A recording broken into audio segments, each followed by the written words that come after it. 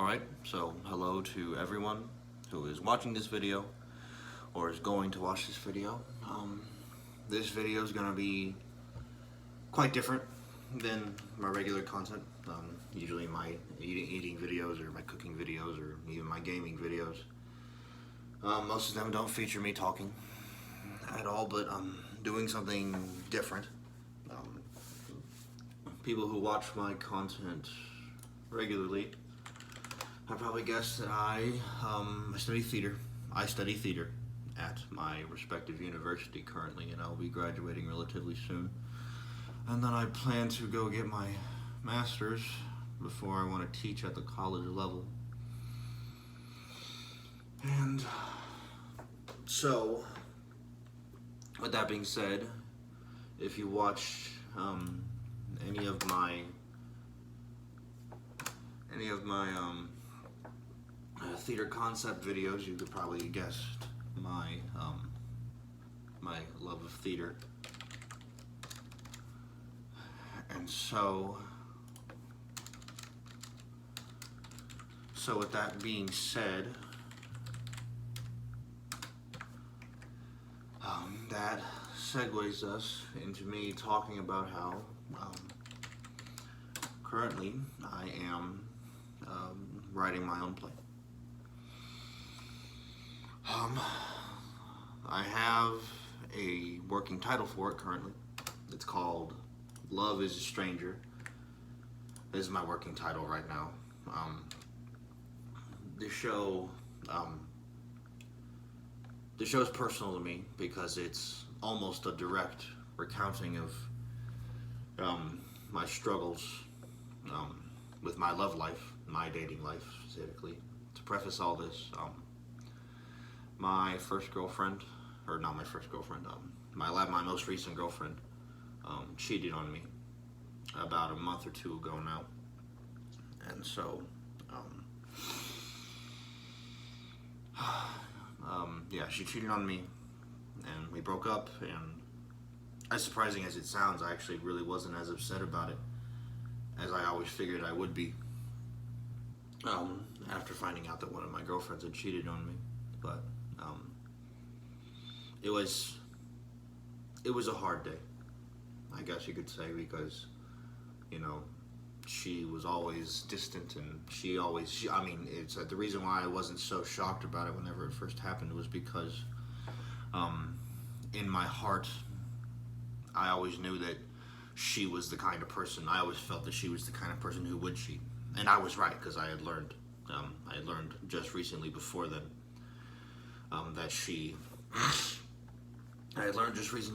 that she had cheated on in different relationships multiple times in the past, and that should have been the ultimate red flag for me to get the hell out. But then I got locked into this state of mind where you've convinced yourself that you love this person, but then something bites you the wrong way, but then you think about all the bad things that could happen if you break up with them. And I know that she had a history with self-harm, and I was afraid that she would kill herself if I broke up with her.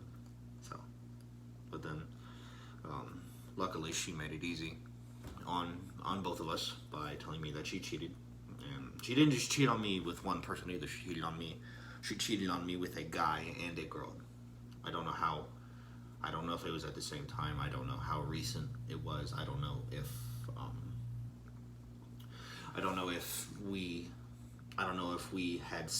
the two of us had since had sex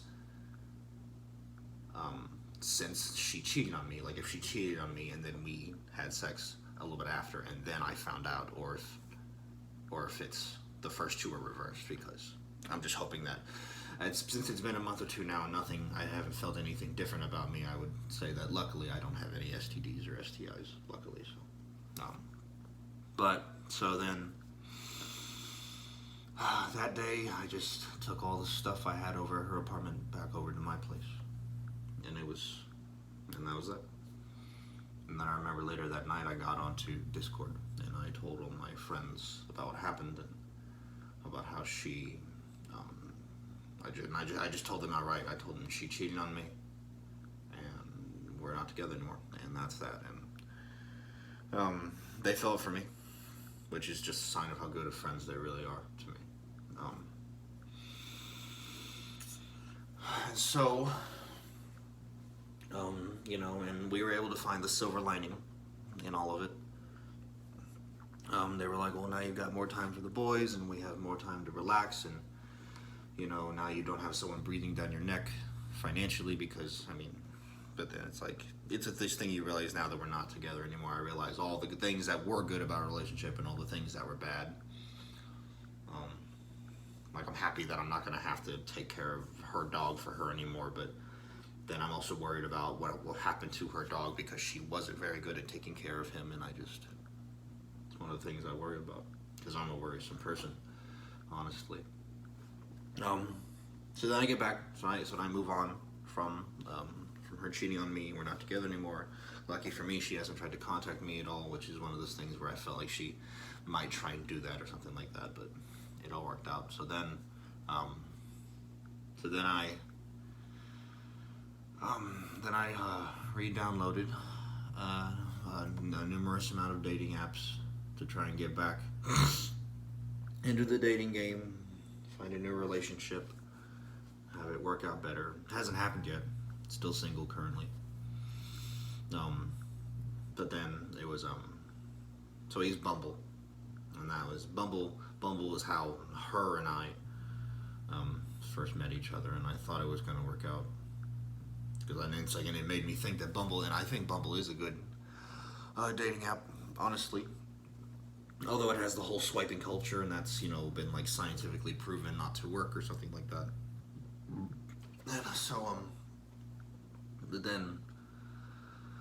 so then I met this girl who I don't even remember her name anymore because it's been like a month or two now. But basically, we started talking. She was really cool. She thought I was really cool. We made date plans. We agreed on a time and a day, and then we agreed we were going to go eat at Olive Garden right at noon, so right at lunchtime. And but then I noticed that she was kind of being cold to me whenever we would text each other over Snapchat, and so I asked her what was wrong, and then she just outright told me that she didn't really want to go on the date because she didn't think that she was ready for a relationship right now. And so she didn't want to lead me on into something that I thought was real. And so then she just up and canceled the date on me, and then that was it. We never talked to each other again after that. And so I just remember, I had asked my mom for about $50 to pay for lunch, which I still had. So then I decided I was just gonna go eat Olive Garden by myself. So I went, sat at a table. I didn't dress up nice, even though I would have. Right here is actually the bow tie that I was planning on wearing. It's by Pierre Cardin. It's a really nice bow tie. I love the way it looks. It's easy to put on. And then I didn't dress up nice. I went out and I ate Olive Garden by myself, which is not something that I ever thought that I would ever do once in my life. At least not until I was like some kind of rich and famous person, which I certainly hope that YouTube helps me out in terms of money and fame. So ate Olive Garden. It's funny. It was just me, and I somehow spent almost that entire $50 all on myself. But I did give my waitress a pretty great tip. It was like $10 tip, which is pretty insane for one person, I think. But then I came back to my apartment, and at first I just sort of laid in bed wanting to cry because I don't understand how I can be so unlucky that these things keep happening to me. But then I start to wonder to myself, am I so desperate for a relationship that I'm lowering my standards to try and get into something that I can. Do I really want something real, or do I just want, I don't know, sex or something like that? And so then, so I just laid there. I called my mom. I told her what happened. My mom pisses me off like nobody else, but she is one of the first people that I ever call whenever I just need to vent or talk to somebody about something. And she was the first person that I called or talked to after my last girlfriend cheated on me. And I told her what happened, and everything was fine. So I told her what happened, and she just, she tells me the same. She tells me stuff I don't want to hear, that I don't actually believe. Like, she tells me that she doesn't want me to date right now, as if she's actually got a say in what I do and don't do. And so, but then, call her, tell her about it, and I'm trying not to cry over the phone. And I'm not really that kind of person that lets go of that kind of thing, which is funny because on my acting resume, it says that I can cry on command, which isn't really true. Honestly, the reason why I say that I can cry on command is just because I kind of cry at everything. Like, if I hear a sad song or a song that I know is emotionally powerful, it'll make me tear up. I still cry. I watched the SpongeBob SquarePants movie again the other day, and the scene where SpongeBob and Patrick die, quote unquote, kills me every time. It is just so sad. It's so sad, but at the same time, it's so triumphant and powerful, and I love it, but I hate it at the same time because it makes me tears everywhere. So after calling my mom, I laid in bed for a second, and then I finally realized that I finally found the motivation to write the play that I always wanted to write. And being in theater, it wasn't until recently, like maybe a year or two ago, that I realized I want to write something. Originally, I had an idea about writing a musical, about what would it be?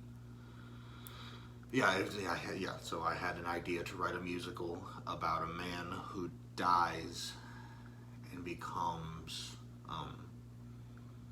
the archangel of, I think it was archangel of comedians or something like that, and he's tasked with helping a man who's lost everything, and he helps something about him appearing to the man and helping him get his life back on track by helping the man become a comedian. And I wanted it to have all the laughs, but I wanted it to have sad parts that we could cry with the man, and then so that they would be even more triumphant when we got to that point. While I'd still love to do that, I do not have the first clue about writing music or writing songs or anything like that. So, so I'm laying in bed, and that's when it hit me.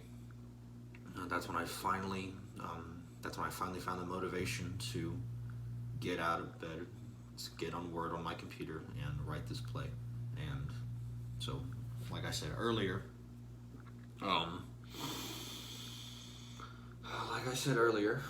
I said that this play that I'm writing is almost a direct reflection of my struggles with dating.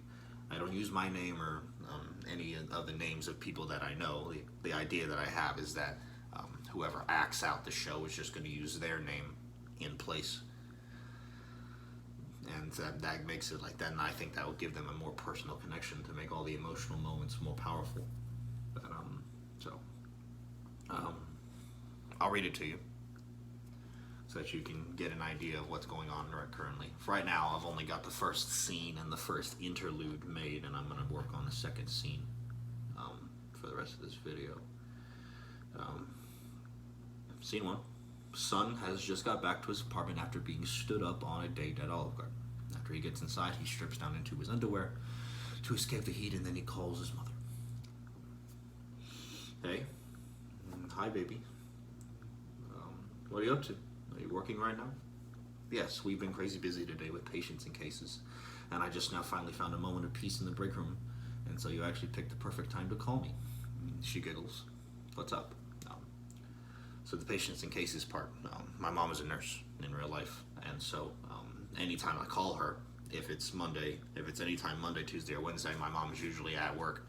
And so she either can't take my call or I have to call her like right at around her lunchtime, otherwise she can't really pick up.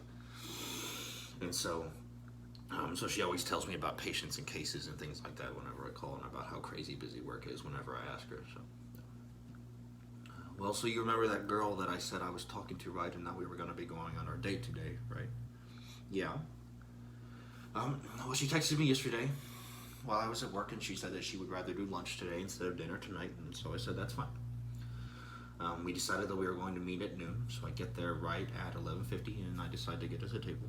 After I was sat down, I texted her that I got us a table, and she said that she would be in soon. After waiting an hour, I went to check Snapchat to see if she was alright, and then I saw that she had unfriended me. And so, then I ended up eating Olive Garden by myself, which is something that I never thought I would do.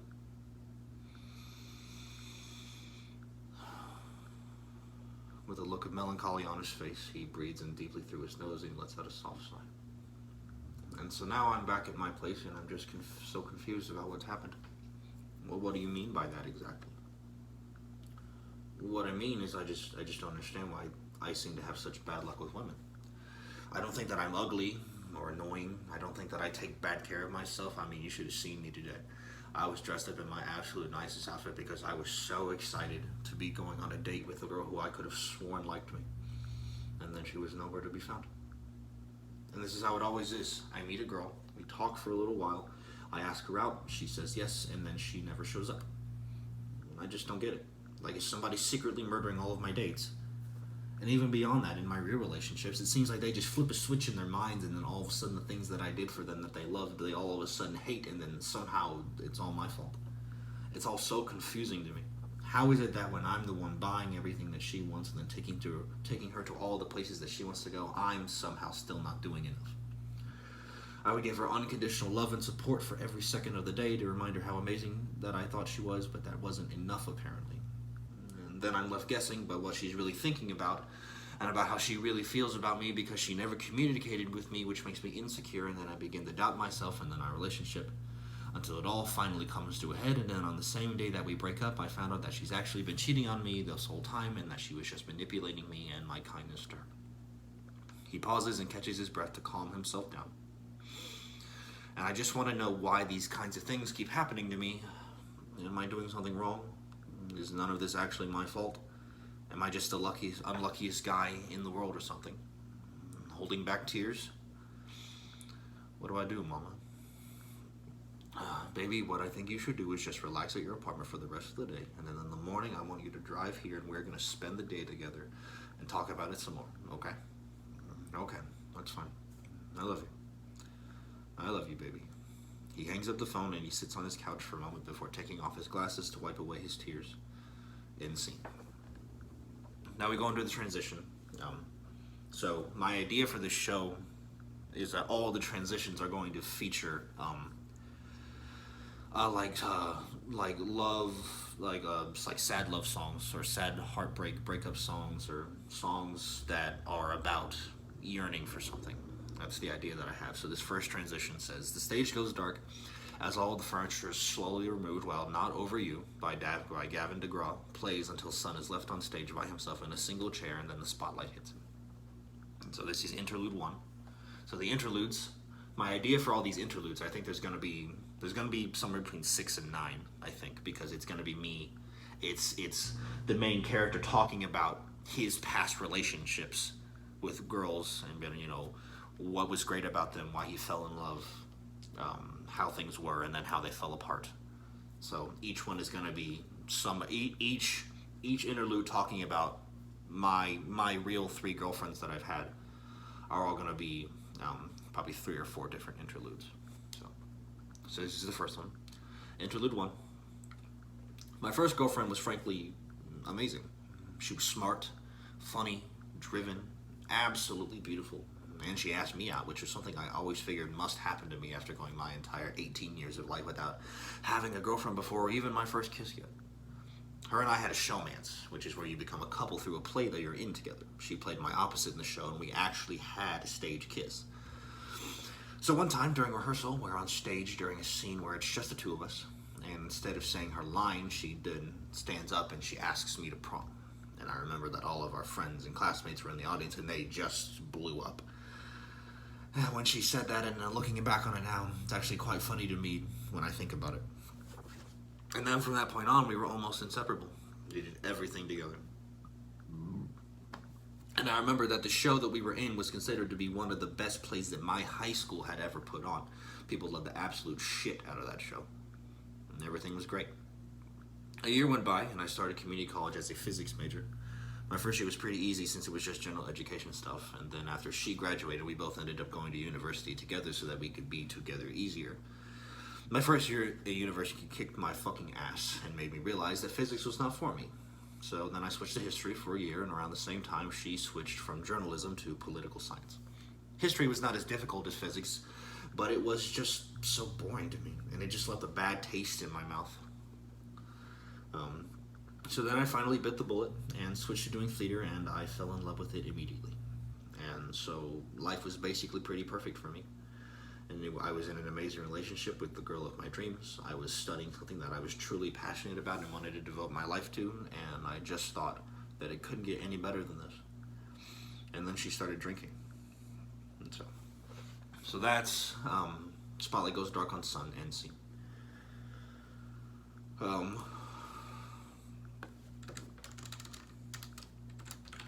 So that is everything that I've got written up to this point in the show so far. And so for I guess this is gonna probably be some sort of type of behind the scenes vlog series about me doing this every time I come to sit down to write a new scene or a new couple scenes or something like that. I'll record it and I'll let you guys all hear about my insights onto everything that I'm writing. And there's probably gonna be times when I'm not gonna be saying much. You'll just hear me typing, which would be good. Which would be good some ASMR stuff for all of you to listen to. You might hear me mumbling to myself at certain times about what I want to write or what I think might be good or anything like that. And so it's just important for you to just sit back, relax, and have a fun time watching. But so for this second scene, it's gonna be Sun has driven back home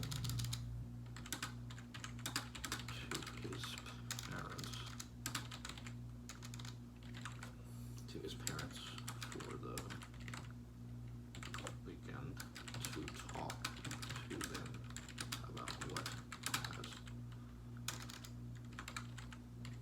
about what has happened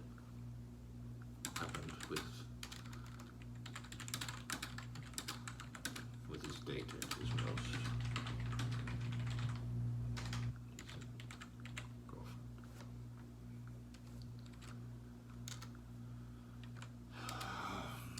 He is out at lunch with his mother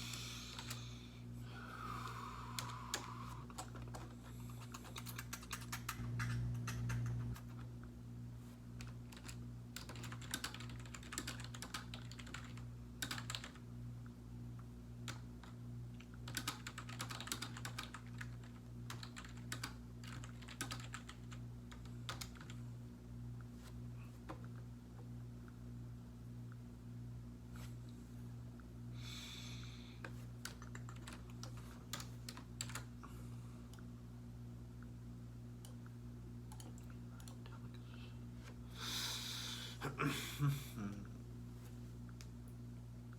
my shoulders hurt.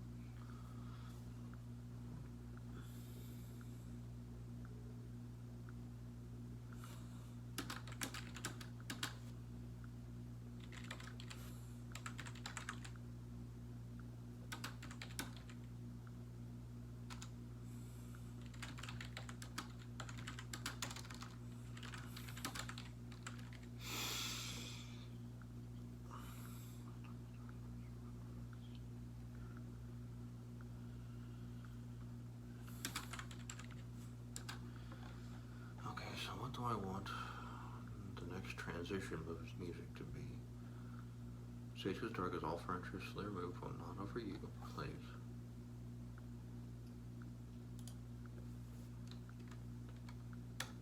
I forgot to make a. That's funny. I forgot to make a transition that comes after the first interlude. My bad.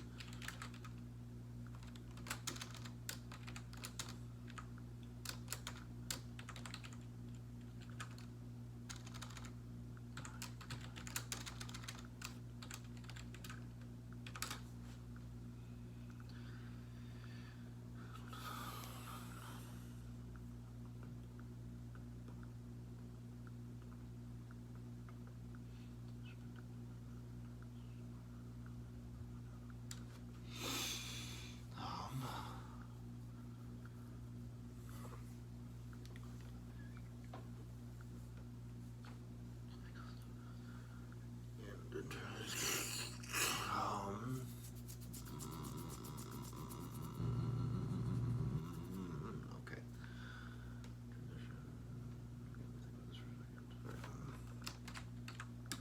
Son gets up from his chair.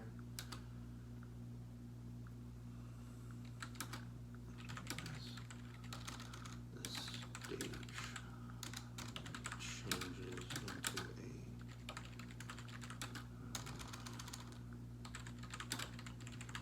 changes into this stage changes, not changed, changes into a restaurant setting. Where we see Son eating with his mother.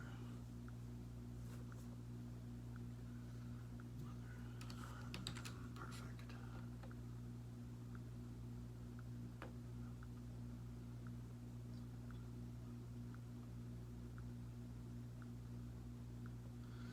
The front is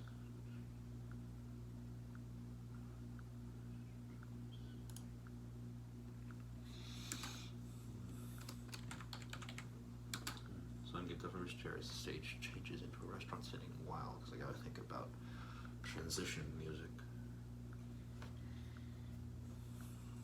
Wow. Talking to the Moon by Bruno Mars.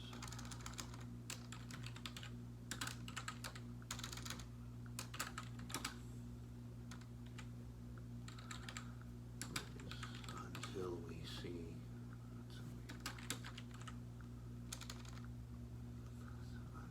Until.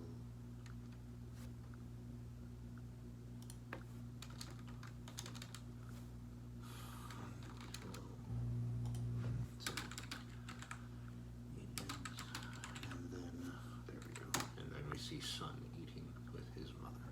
Fantastic.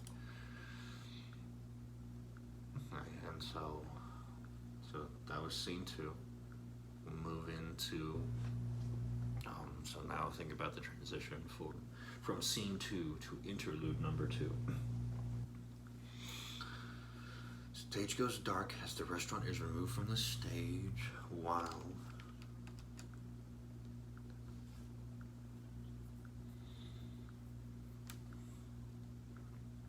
from the stage while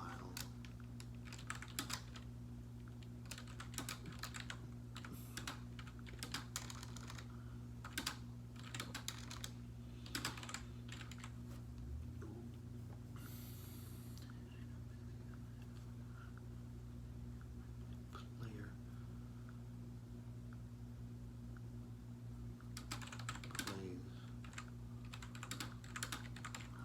plays plays until it ends. Then we see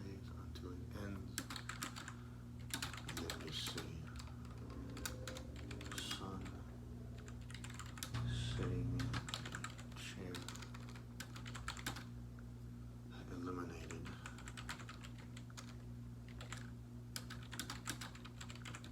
by a spotlight.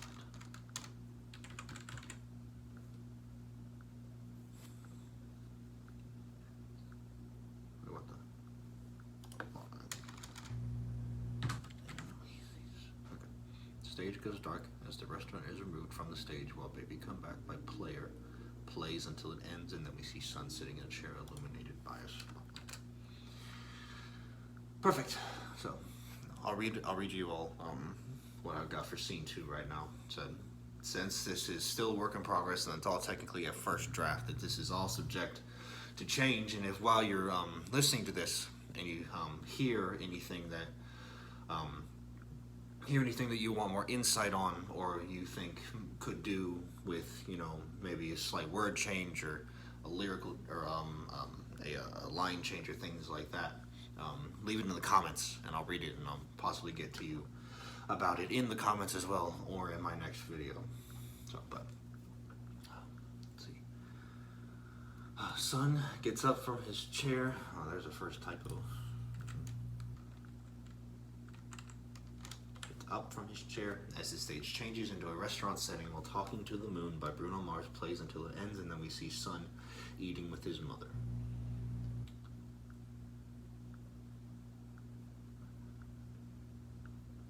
Okay, which means I can get rid of this.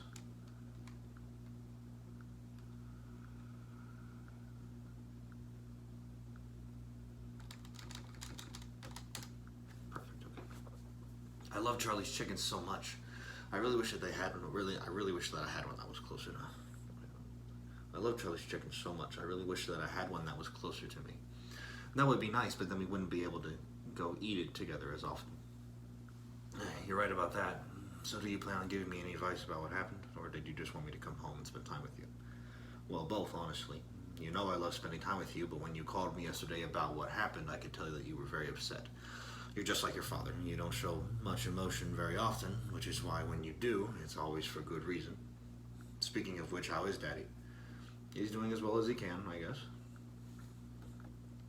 Let's get rid of that question mark, because it's...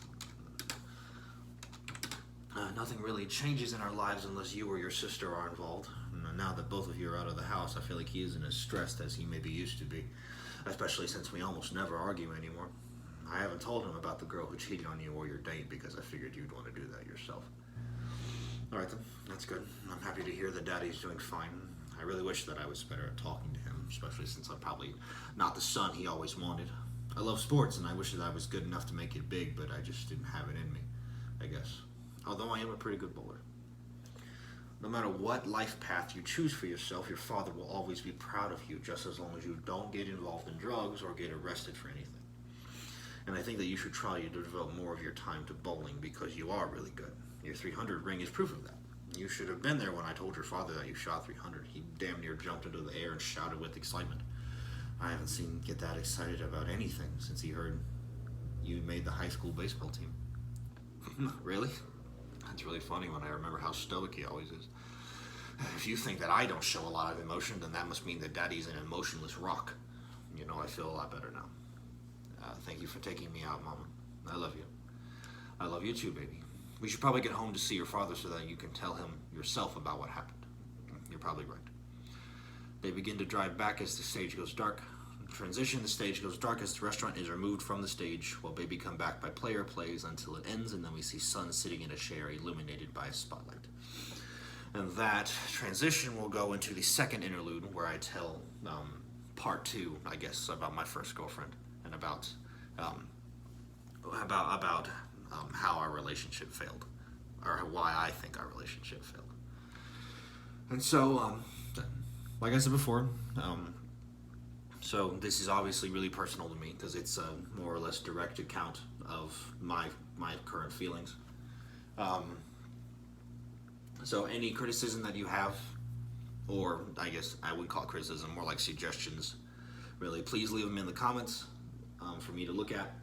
Please share this video with all of your friends and family, because I think that this content is, it's really important to me and things like that. As always, if you enjoyed the video, please subscribe to my channel and leave a like on this video. It really helps me out. It helps make better content for you all. And until next time.